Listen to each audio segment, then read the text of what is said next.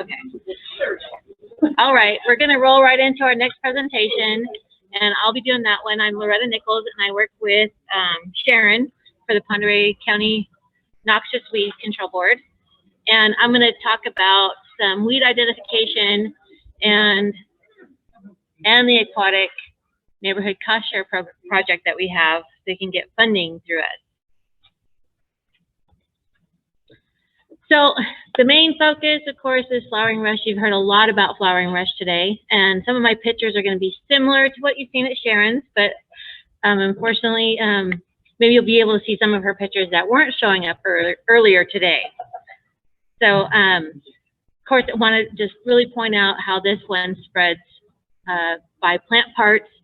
So it's really important that if you do see this plant in your waterfront, that you just contact us so that we can get the divers there and get it documented, and that you don't pull it because it fragments so easy. And definitely, if you do happen to see some of it maneuvering around, to pull it up out of the water and dispose of it, because it will plant itself.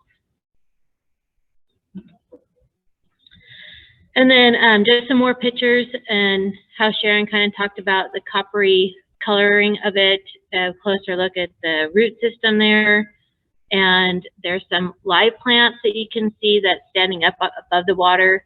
So it's like, can be just above the water, or it can definitely be in the deeper water and just flowing in the system there. And it has a very distinct triangular shaped stem, as you can see there. That's another way to kind of help identify it. Most of the time, it does not flower. And this is so good at spreading itself, you know, that those pieces just like to naturally break off with the wave action of the water. Those bulbils will just break off and go off down the water system and replant itself. So as Sharon was mentioning earlier, how that it starts to fill in the lakes really fast. As you can see in the back of that, there's a little building back there, and that is a boat slip back there. And this is off of, the lake over, Flathead Lake in Montana. And they cannot even get their boat back up in that slip area. And the same thing is happening to their beach area, is filled in just like this. All that you see, all that brown right in there, is nothing but flowering rush filling in.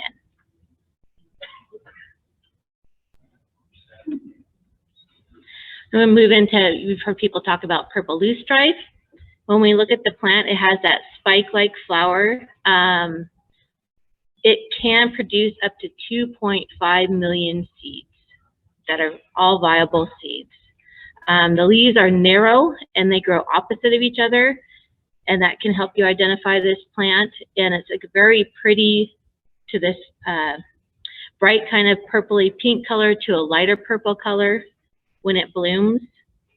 Very similar to the fireweed that we have. Sometimes people confuse this one with the fireweed.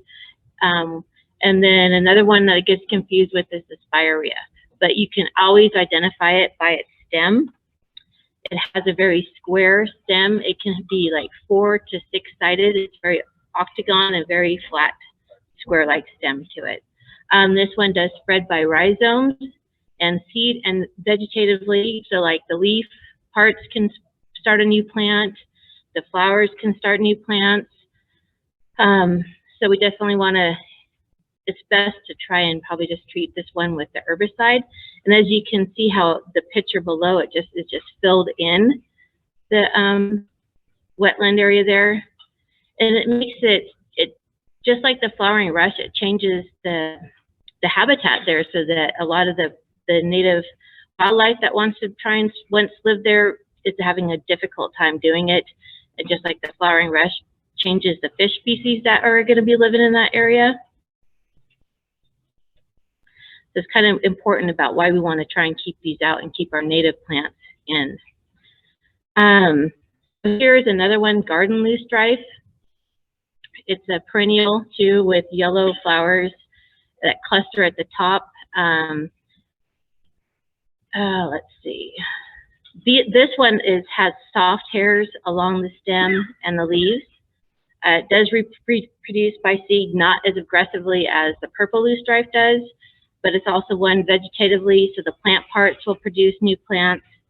And it has nice long rhizomes up to 15 feet long. So we want to try and keep this out of the area. We have one sighting in Pend Oreille County currently of the garden loosestrife that we're controlling annually.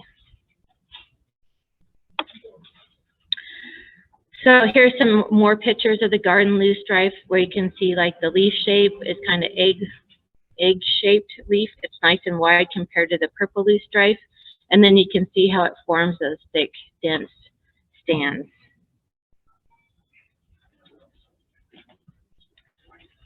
Knotweeds, which John had talked about earlier, there's like 3 different types. The main one that they're kind of saying that we have is the bohemian knotweed, which is kind of a hybrid. The darker leaf there, that's off of a giant knotweed, and where it's spade shaped, the one there in the middle on the bottom, that one is a Japanese knotweed. These plants grow from like 6.5 to 10 feet tall.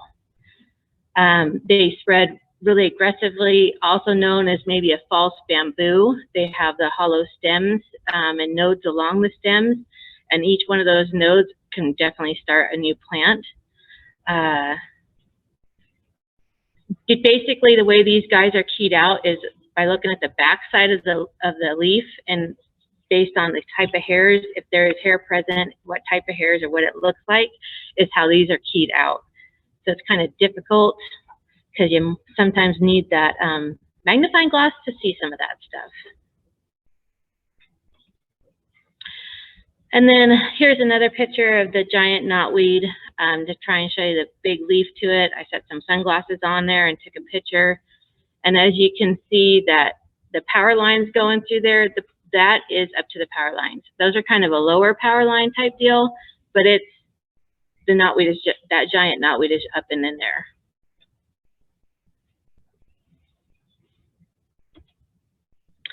And then somebody talked about yellow flag iris earlier, and it's very similar. You know, the flower is just like, you know, your garden variety, but it's a bright yellow. And the roots, you know, I don't know if you've tried to dig in your iris gardens, the roots are kind of tough as it is. Well, it's even worse for the yellow flag iris. And this one does spread by seeds. They have these giant seed pods, and then they're very corn, the seeds are corn-like shaped, kernel type giant seeds. It clogs up the water system just like the purple loosestrife does. You can see it forms this dense stands in there, very difficult to control. You definitely got to go in there with like the aquatic herbicide to control this one because there's really no digging this one out.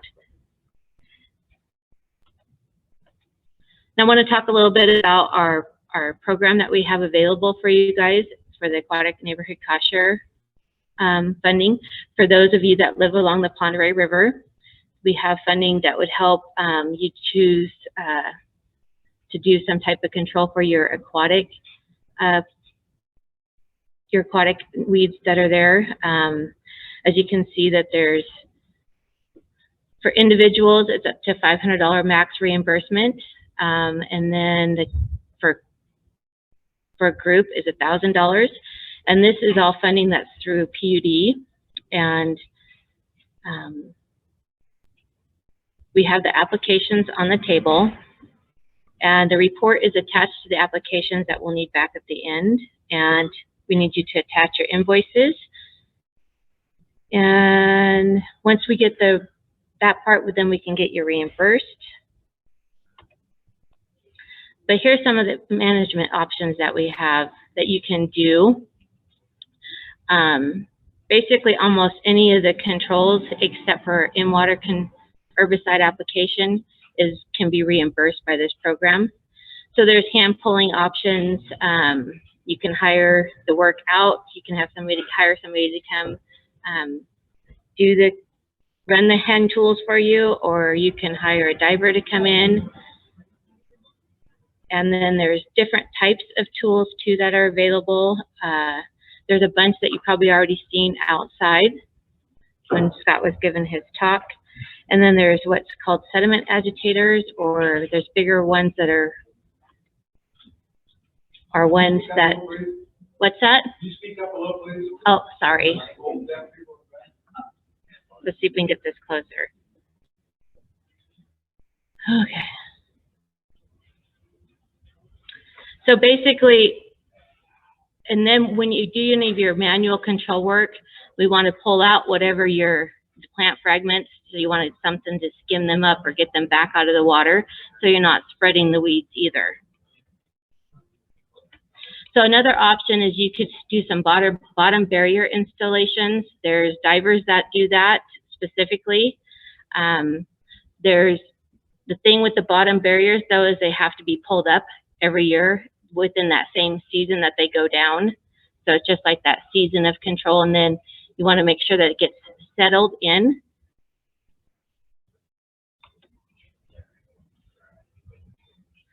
So then there's that you can hire a diver to come in, and they talked about them doing the diver assisted suction removal. And then there's also divers that just go and do the hand pulling too.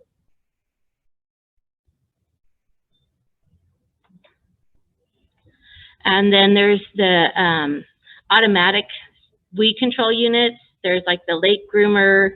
There's a variety. Sometimes there's just the chains that get spin around in the circle. Then there's like a blowing unit, like an Aquasweep, which I have a picture of coming up. And these are all options that you could purchase and get reimbursed for through the program.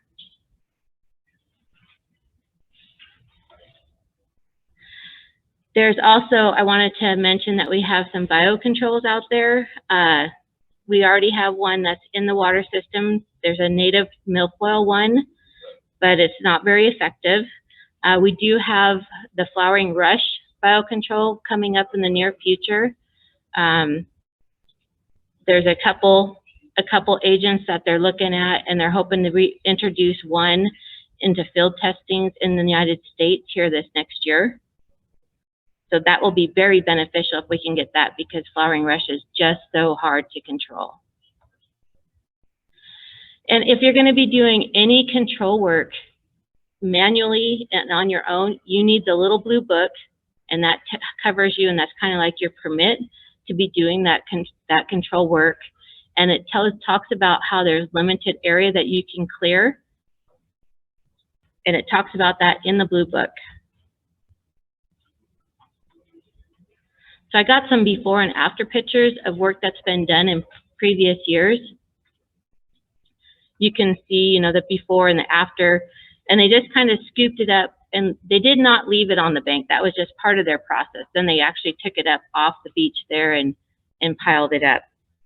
And they were really impressed about actually how fast it dried out and how small it shrank down compared to these big piles. Here's another before and after photo. You can see how it's actually, you know, all that milfoil on the top. They went in there with a cutter, a handheld cutter, and removed the milfoil that way. Here's another before and after. This one was a diver. They hired a diver to come in and pull the milfoil up and bag it.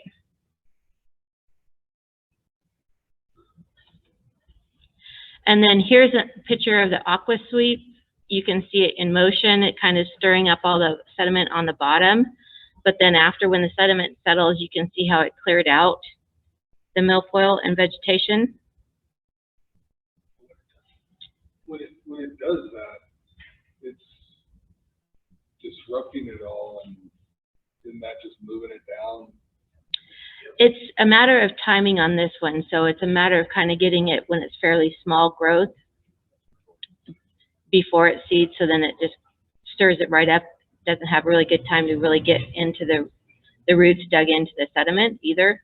And so a lot of these is timing about when you're going to want to do it. Like if you aren't going to want to go out there with a beach roller if your Eurasian water milfoil is already like a foot tall. So here's another picture of the Aquasweep. It's actually attached to that float there. And another picture of the clearing out that it did on the side. And this guy's got it set up on a system to where he's covering like 3 lots. Him and his neighbors all went in on this together.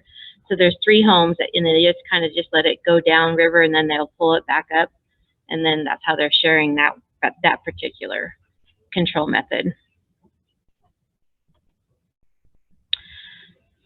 So how this is going to work is, if you're interested in participating in the program, definitely need you to fill out the application. And it's a first come, first serve. So whoever signed up first for the workshop, it goes in that order, because we do have limited funds. We have about enough funding to do like 10 individuals or like 5 groups, you know. So don't delay on turning your application in if you're interested in participating in this program. And if you want to, you can go online. It will be there shortly, as I'm looking at Mary.